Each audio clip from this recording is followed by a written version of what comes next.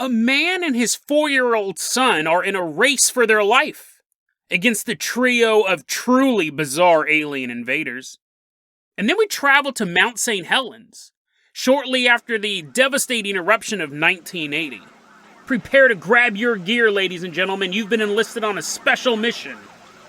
Operation Bigfoot BBQ. Today on Dead Rabbit Radio.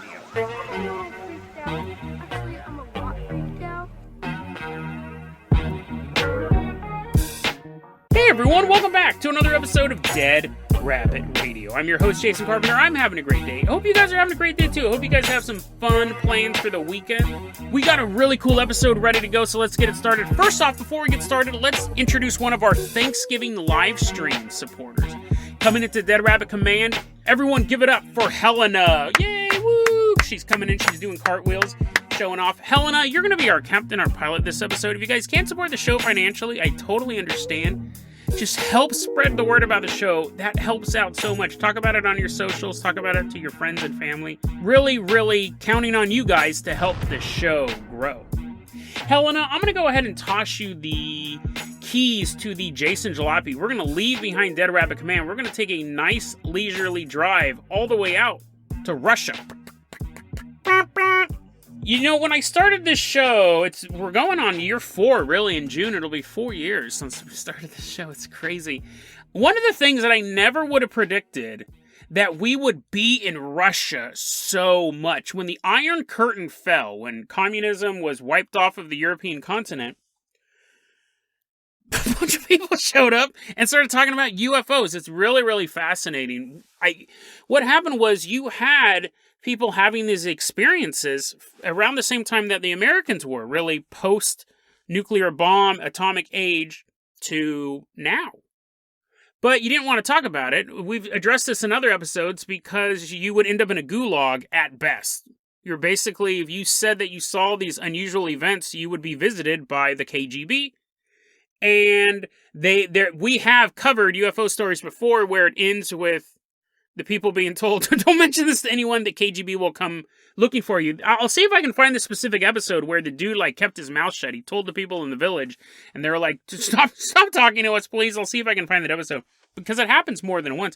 So looking back, I think that's been really cool to look behind the Iron Curtain and all I would say, honestly, pound for pound, from the research that I've done, there have been more UFO sightings in Russia than in the United States. And I know there's a bigger landmass to Russia, but still, it doesn't even seem like it's in comparison. So many stories are coming from Russia, or came from Russia. This one is from August 1989, and we're in Temazov. That's in the Ufa region of Russia. And this is a very bizarre story, and it starts off bizarre. This one takes place at 7 a.m., It's 7 a.m., and we're in the kitchen of a man who just gives his first initial F, then his last name is Zayevoy. So we're going to call this guy Frank. Frank is working in the kitchen, cooking up some eggs, throwing in some bacon, static on the television. His 4-year-old son is upstairs, still hanging out in his room, and Frank is sitting here cooking up these eggs, throws them on the plate.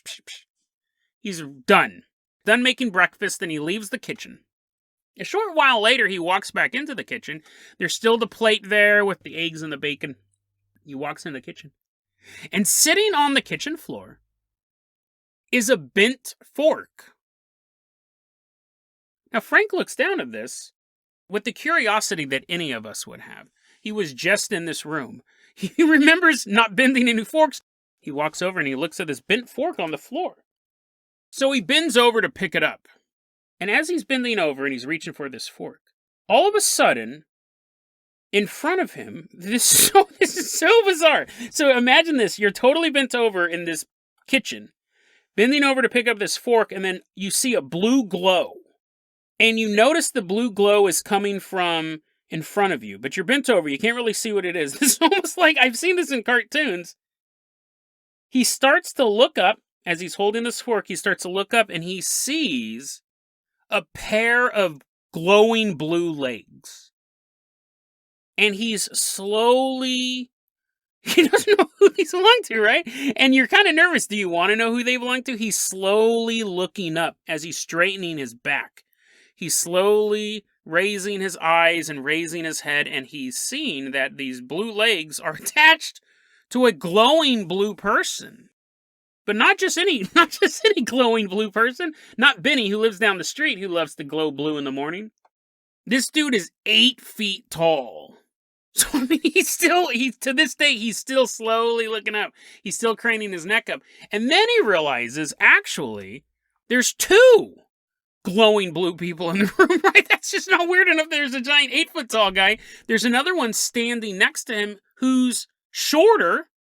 Doesn't say how much shorter. Doesn't say if he's still 7 feet tall. But now Frank is standing in his kitchen. And there's an 8-foot tall glowing blue dude. Just standing there. And then his partner standing there as well. Fight or flight, right? Fight or flight. It is natural to human life, really animal life, fight or flight. And as he looks up and he sees these 2 intruders glowing bright blue in the morning, right? It would be weird any time of day, but it's 7 a.m. We don't get a lot of alien encounters this early. He's looking at these 2 guys, and the taller one points 2 fingers at the dude and says in a mechanical voice, "Do not resist." But fight or flight. You gotta do something. Frank begins just reaching randomly in the kitchen, throwing stuff at these dudes, right? Toaster, plate, bent fork. He starts throwing all this random stuff at these dudes, and the taller one just looks at Frank and goes, "Nothing can touch us." So that was the fight response, right? Now, when he says nothing can touch us, I'm wondering if stuff was actually bouncing off of these dudes, or if it was harmlessly passing through, or if they were pretending it didn't hurt. He hits him super hard with the toaster, the alien's like, oh, knocks the wind out of him, and he's like, you can't defeat us, and then he turns around and he throws up. He goes, nothing can touch us, and that's that fight or flight mechanism, right? You did the fight thing, it didn't work, these 2 dudes are just totally standing there. Now it's the flight part. But this dude can't just bounce, he has a 4-year-old kid upstairs. So he runs upstairs, grabs his kid, and as he's running back down through the living room, these 2 dudes are still just standing there, and I don't know why he made this leap of logic, no pun intended. I guess you don't know the pun yet, but he comes down the stairs, and he sees these 2 blue dudes. I don't know where they are at in relation to any of the doors in the house, but when he runs downstairs holding his 4-year-old son, he thinks the only way out of this house, I'm going to jump through the window. So I don't know where he made that leap of logic, no pun intended, but he jumps out of the window away from these 2 blue dudes. And 7 a.m. on a sunny August morning in Russia, he leaps through his window. He's now standing in his front yard. And there is another alien. And when I use the word alien, this is where we talk about alien as in absolutely not of this world. The other 2 beings were glowing blue, but they were humanoid. Arms and legs, heads, mouths, they're talking. When he jumps out the window, there is this dude standing there. Arms and legs, that he's looking up really slowly. He's like, oh, it didn't work well the first time, but this time it might be good. He's looking at this guy, and it's basically a robot. He describes this one as incredibly robotic, but it didn't have a head. Instead, it had this huge computer monitor. And it was just showing all of these multicolored lights dancing across the screen.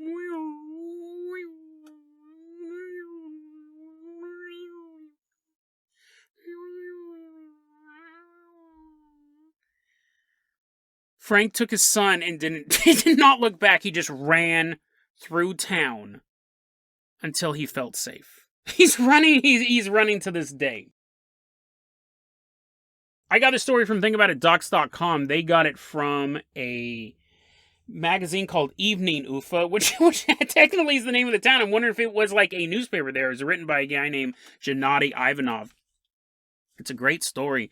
I love the setup of it. We very rarely get this stuff happening in the morning. You're destroying the sanctity of the house. How would you ever feel safe if these things could just appear in here. And this is what we know about aliens, right? This is what we know about aliens. They just appear in places. You can't stop them. And I also love it when we get the alien aspect of it. We don't see it as often as you should. We covered that story, the invasion, what was it, the Casa Blanca invasion. I'll put that in the show notes. It's one of my favorite episodes. It's truly alien, the way these things are behaving. And we cover a lot of this stuff on the show, but when you look at UFO lore in general, and American UFO lore specifically, it's a lot of gray aliens, Pleiadians, reptilians. And you go, Jason, I mean, reptilians are alien, yeah, but they're still in that humanoid thing, and the reptilians have these power struggles, and the Pleiadians are like, no, we must bring about world peace. Those are all human emotions. To just wake up, and you're in your kitchen, doing your thing, and then it ruins his fork, too. They're there. Why are they there? Why are they there so early? Why'd they bend the fork? Was it them coming into our reality that caused the fork to bend? And then just the dude in the front yard with the multicolored monitor head. A truly alien thing. Like, I get the first two guys might have been looking for some ham and eggs, but what was the guy doing with the monitor head in the front yard? It's so weird. Such a bizarre story. And I'm wondering, we do have a glut of gray alien encounters in America. And in Russia, there is no through line. Like, I've been reading stuff about Russian UFO encounters now for almost 4 years, and I wasn't really aware of them before this. They're so abstract. Very, very abstract. And it's interesting because when you look at artwork that came out of or was made during the Soviet Union, and artwork in the United States, their artwork is more abstract. I wonder that's always the question. It's too big to go into here, but what is the UFO phenomenon? Is it alien life? I don't think it's made up. I'm not one of those people who thinks that everyone makes it up and there's no life anywhere. My question always is it interdimensional? Is it from outer space? Are they people who evolved alongside of us on Earth? And they're hidden in cave systems or underwater. I mean, these are all, I'm not making these theories up. These are all different theories in ufology, but then you have to wonder, is the perceiver of the alien encounter also affecting that? If it's an interdimensional creature, is what your worldview affecting that? Because Russian UFO encounters are so abstract. They're so bizarre. You do get weird stuff happening in America, but most of the time they're wearing little helmets with if they're not a gray alien, when you look back in 1950s, 1960s UFO encounters, they're making pancakes for people. I'll put that episode in the show notes. I didn't just make that up. They wear helmets and suits and they look like people from old 1950s alien movies. When you go to Russia, it's just a dude with a giant monitor head. Very, very interesting stuff. A side note, did you know that there's a conspiracy theory, and honestly, I think it's true. I think a lot of people think it's true, that the art coming out of the Soviet Union during the 60s and the 70s was so daring and abstract and just, it was this new type of art, and what was happening in America was like the Norman Rockwell type of thing. Hey, look, it's 2 kids, 2 straws, and a chocolate milkshake, and a malt shop. The elite, the artist community was like, dude, our art sucks. Like, look at the stuff that Soviet Union's doing. Maybe they know something. Maybe communism is better. The conspiracy theory, and I honestly think this is true, and I think there's a lot of stuff to back it up. The CIA funded the modern art movement in America to compete with the Soviet art movement. All that stuff going on, all that modern art that came out of the 60s and the 70s and to today, was created by the CIA. I don't even think this is a controversial statement. As the CIA breaks into my house and kills me, I've read articles about this. I'm pretty sure that's well known. The CIA funded the postmodern art movement of America, and the modern art movement as well, to compete with the Soviets. Fascinating stuff. The CIA, man, they got their fingers in everything. They got their fingers on the trigger every time they catch me in their crosshairs as well. But I just loved this alien story, and I wanted to share it with you. I can understand, these aliens who are talking to me and saying, don't resist. I mean, I'm still going to resist. I can see them saying, you can't harm us. But could you imagine coming up against something that is just a monitor for a head? You can't even look into its eyes. It's so inhuman. It's the, definition of a robot. And what was the monitor showing? Where was the signal coming from that was being shown on this monitor? Absolutely creepy. And it all happened 7 in the morning too, which adds that extra layer of you're never safe. You're absolutely never safe from these things. Helena, let's go ahead and toss you the keys to the Carpenter copter. We are leaving behind Russia. That guy's still running down the street. Come on, jump on the helicopter. His son is now an adult man. He's like, Dad, please put me down. Well, let's give him a ride. And Helena, fly this Carpenter copter all the way out from Russia to Mount St. Helens, Washington. It's May 18th, 1980. Mount St. Helens erupts. Hot lava. People are running down the mountain. They're like, and the lava melts them. And then there's some dude, he made it down the mountain. He's like, that was close. I'm just going to look up and go, yay! And hold my mouth open. He gets a bunch of ash. There's another dude running down the mountain and a boulder's chasing after him. He's like, Bunch of people died in real life, not in these comically bizarre ways. I don't even know if a bunch of lava shot out of it. I know it was a lot of ash, and part of the mountain, part of the volcano, like collapsed. It was like an entire side of it just kind of bubbled out and then blew up. So it wasn't like Joe versus the volcano. It wasn't like something dope like that. It was just massive human misery because it killed dozens of people. It was a huge environmental catastrophe. Ash spread across 11 states and 4 Canadian provinces. Thousands and thousands of animals were killed in the heat and the ash and the debris. It was awful. But something else happened when Mount St. Helens erupted.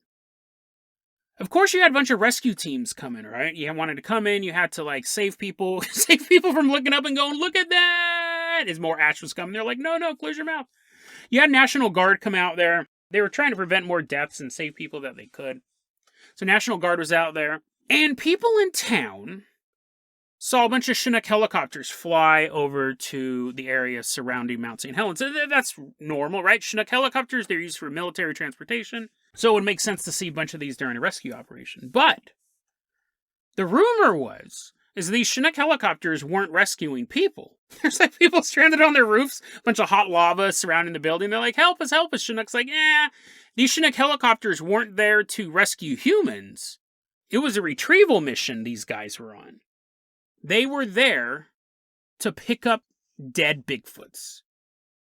Apparently, among the thousands of animals and dozens of humans, quite a few Bigfoots were killed when this mountain went off. And that would make sense, right? Washington, Pacific Northwest is the home of Bigfoot.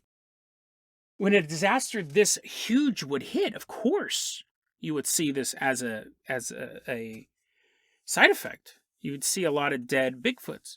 So these Chinook helicopters came in to retrieve these bodies, and they are so heavy, they had to have these huge nets. The Chinook helicopters had to net them together and fly away with these Bigfoot bodies. Destination unknown. Military laboratory. Pervert scientist who wanted to see if it was just the feet that were big. Who knows? We don't know where these Bigfoot bodies went. So that is a story that you'll see pop up every once in a while in Bigfoot lore. That a couple Bigfoots died when Mount St. Helens went off and the Chinook helicopters flew them away. Very, very interesting. However, recently, Mysterious Universe did a write-up about Bigfoot, Yeti, and government records. What do agencies really know of these hairy giants? By Nick Redfern. And that article mentioned another story. Back in 2012, a former National Guardsman contacted bigfootevidence.blogspot.com to say that this was more than just a couple Chinook helicopters picking up the corpses of these burnt Bigfoot. I was on the ground. This is the whole story. So this National Guardsman, we're going to call him Joey.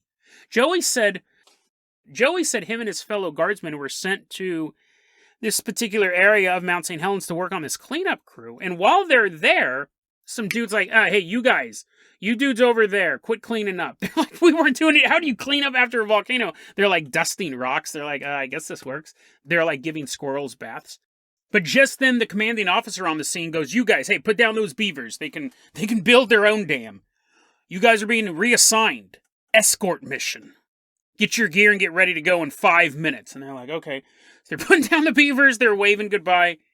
And they're getting their gear ready, and they're like, well, we're doing an escort mission. Who are we escorting around here? And at that point, there's this vehicle there, and out of the back jumps a civilian. This dude's walking around with glasses and, like, just regular old civilian clothes. If he doesn't have a uniform, right, you can obviously tell this guy's not in the military. And Joey turns to the commanding officer and goes, "Oh, so is this the guy we're escorting?" The commanding officer looks dramatically right at the camera and goes, "No. Well, yeah, you're escorting him, but you're also escorting that."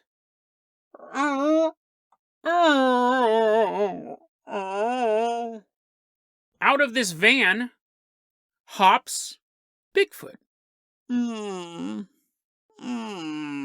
Now you would hope you're seeing a cryptid for the first time. You would hope he was in a good mood, right? But he's not. His fur is singed. And he has a bandage on his arm. It's a little sad, right? A little underwhelming, right? You wanted to see this guy forever. He has a really sad, kind of haunted look in his eye. And the civilian guy turns to Bigfoot and goes, Bigfoot goes,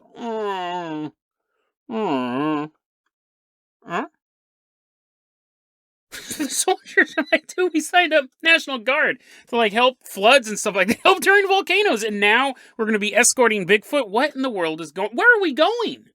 The civilian goes, here's what we're going to do, everyone. Get in this Jeep.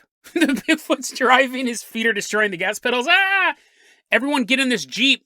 We're going to go wherever this big fella tells us to go. It's interesting because the National Guardsman describes this Bigfoot as looking like the Beast. Not from the Bible, it's the Antichrist. He's opening up this portal. I will devour your souls. No, Beast from the X-Men. So just very furry with the look of intelligence on him. And he doesn't even specify how big this guy is. The Beast is, from the comic books, is normal height.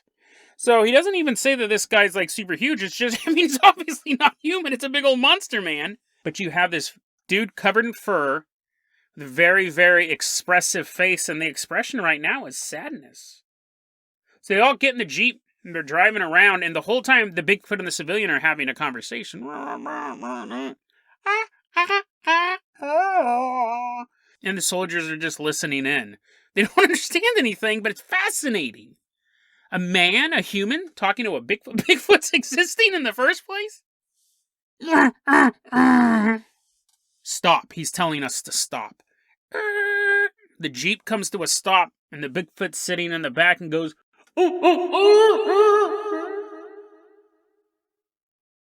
The forest is quiet. They wait a moment. The forest is quiet. They wait another moment. And then Bigfoot turns to the civilian. Keep going. Keep going. We're leaving this area. The Jeep continues on its path. They get to the next location. Bigfoot yells out into the forest. Jason, can you please stop doing this super irritating Bigfoot voice? Nope. Because what happens is when he yells out this time, off in the distance of the woods, Bigfoot got super excited.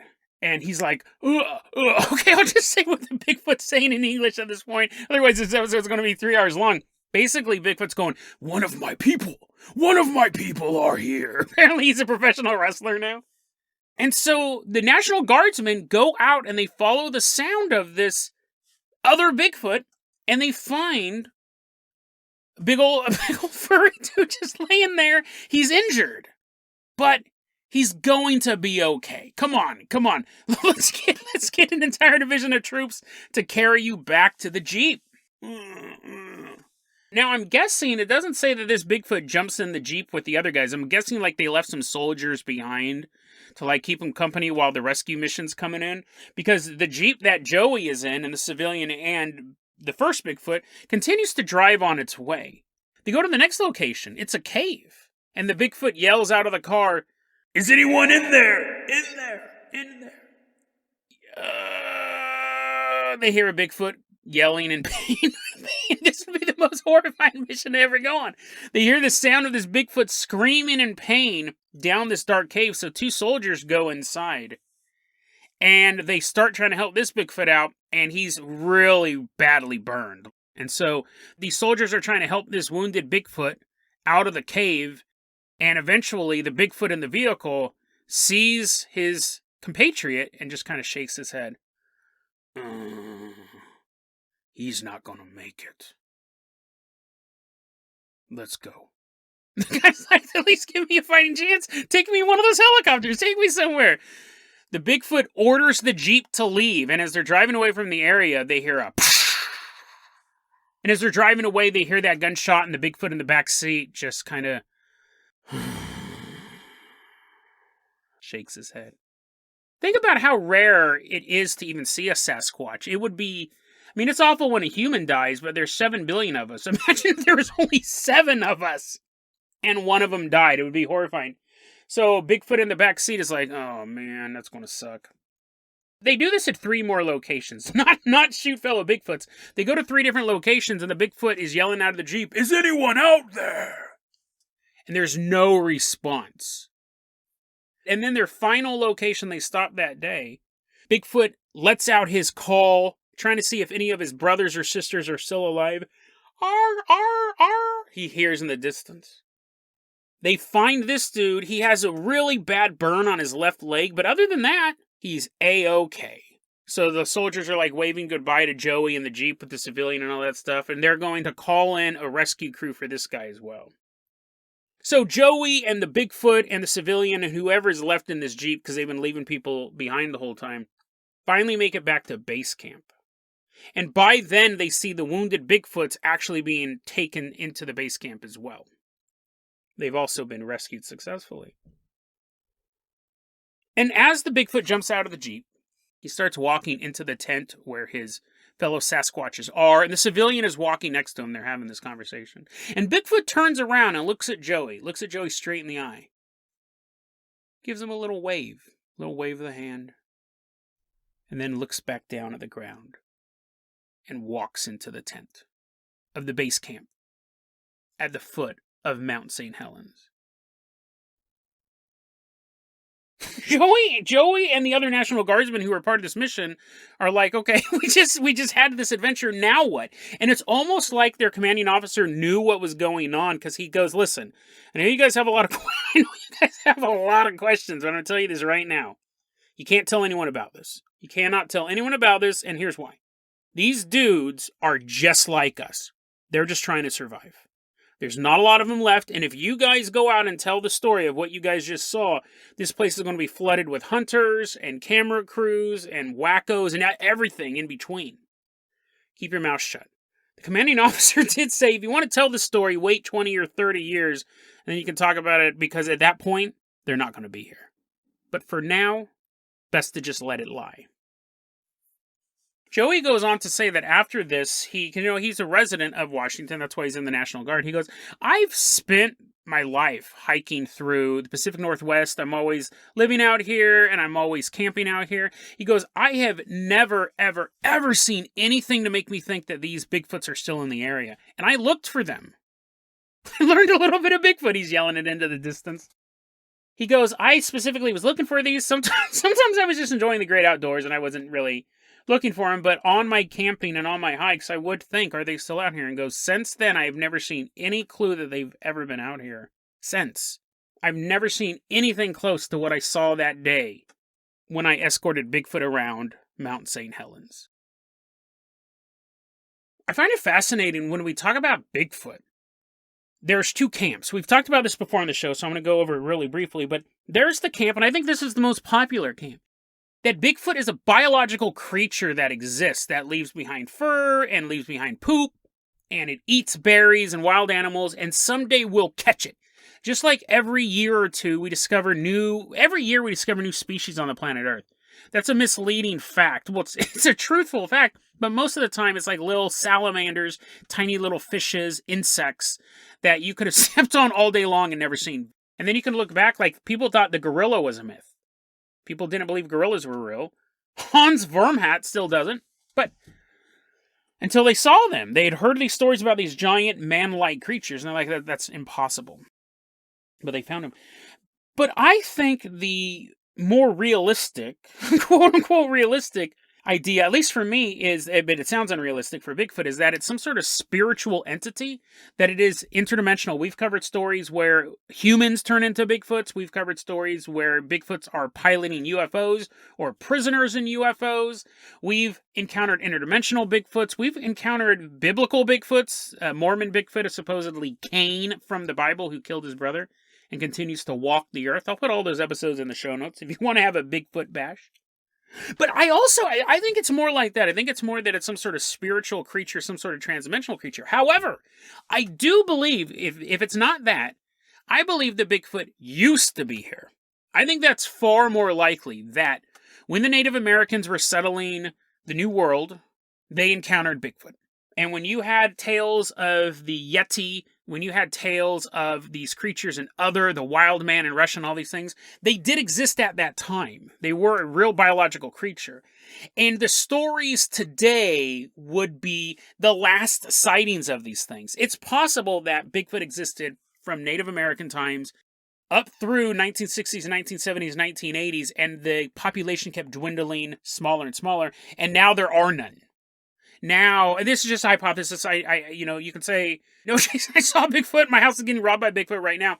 I think it's possible that the creature existed at one point, and nowadays it's mistaken identity. Nowadays it's something else. It's a bear walking through the woods or something like that. I'm not adverse to believing that Bigfoot never existed. I don't know if I'm being rambly here. I just find it so hard to believe.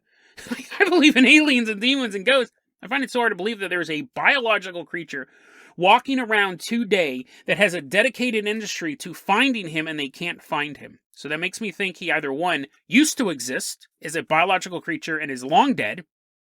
Like 1980s, that may have been the last surviving troop of Bigfoot in the area. And nowadays, it's just all people telling stories or misidentifying things. Or Bigfoot is not a biological entity, it is some sort of spirit creature. It is some sort of transdimensional entity. But I do like this story because it is that idea that this is the last group of its race. And this mountain exploded. This volcano blew up. And Bigfoot's driving around trying to find survivors of his very, very quickly dwindling species. I also like the idea of the human translator, right? I mentioned on an episode a long time ago, and I don't remember what episode it was, but if the military, if the governments of the world have groups dedicated to studying UFOs, to studying psychic phenomenon, to being able to tell, can you remote view the military, Russia and America have tried to have remote viewers, they've tried to work with telekinesis and telepathy. If they have groups dedicated to that, I am sure they have groups dedicated to finding out, are ghosts real, are demons real, does Bigfoot exist? Why wouldn't you just be like, what? That's ridiculous. I'm going to keep turning these dials and trying to find an alien transmission from Alpha Centauri. If you're looking for alien life, if you believe that telekinesis is possible, why would you shut the door to the Bigfoot phenomenon? So I like that idea as well, that the military would know about these things. And the reason why they would keep it quiet is because why not? I mean, if they're just a bunch of gentle giants, it's not like you could train them to go kill Osama bin Laden, right? They would just be like eating figs and things like that. So if the government knew, hey, there's a species, there's probably about 15 of them left by the year 1980. All the other sightings are misidentified. And there's a horrible disaster. Let's see how many of these guys we can save. It doesn't necessarily have to be a malicious story. They would be curious, right? They may take the dead bodies to do some experiments on, but interesting story. It just really opens up the idea of what is Bigfoot. Is it a quickly dying species that suffered a great loss on May 18th, 1980? Is it a vibrant biological community that to this day is all over America, all over the world? These Sasquatches, these Bigfoots, these Yetis, these Yowies still continue to exist today and raise new families, have little baby Bigfoots, and so on and so forth. Or is it a even more puzzling answer that they are interdimensional, that they have some connection to UFOs or just high strangeness in general? But whenever we look at these big theories, we do tend to forget the humanity of the Bigfoot. They really do seem to be gentle giants. We very rarely come across stories where they threaten humans, let alone hurt them. And here was a story about a National Guardsman who was in the right place at the right time to become part of history. A rescue mission to save the Sasquatch. When Joey was out hiking, is it possible that he missed every sign that these Bigfoot buddies were still around? And he thinks to this day, well, that was the last of them. And like my commanding officer said, just wait 30 years because they're not going to be around much longer. It's a species on the verge of extinction, and since then, they've disappeared. Or, even though Joey thought he was walking alone in the woods, was he being watched by an old friend of his? A Bigfoot that once sat in the back of a Jeep, wailing mournfully to see if his fellow countrymen were still alive, is now standing in the forest, completely cloaked by the foliage above his head, standing next to his son and his wife, and going, "That is the man who helped me that day. That is the man who saved our people." And as Joey's fishing in the stream, Bigfoot turns to his son and goes, "That is why I named you Joey. Because of him." And as the Bigfoot family disappears into the dense forests of the Pacific Northwest, Joey, the former National Guardsman out on a hike, thought he had a once-in-a-lifetime encounter with the mighty Bigfoot. It turns out he made a friend for life.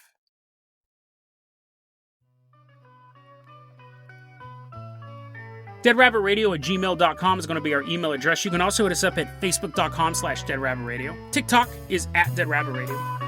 Dead Rabbit Radio is the daily paranormal conspiracy and true crime podcast. You don't have to listen to it every day, but I'm glad you listened to it today. Have a great weekend, guys.